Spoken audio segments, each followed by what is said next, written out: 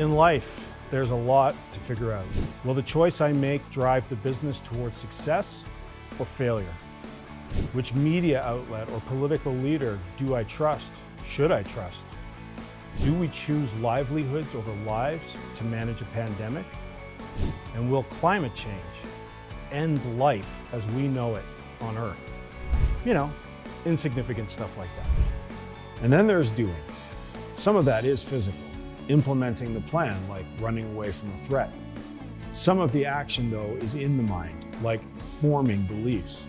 What we do modifies what we want, how we feel, and what we think.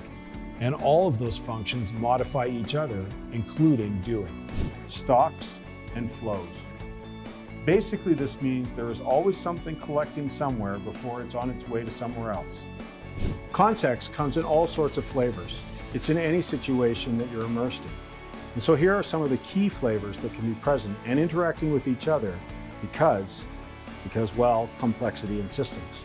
Think about a car crash. The police show up and after the incident look for someone to blame. The question is, who is at fault? It's thinking about thinking. It raises our thinking to the level of consciousness so we can pay attention to it. Listen to Richard Feynman here.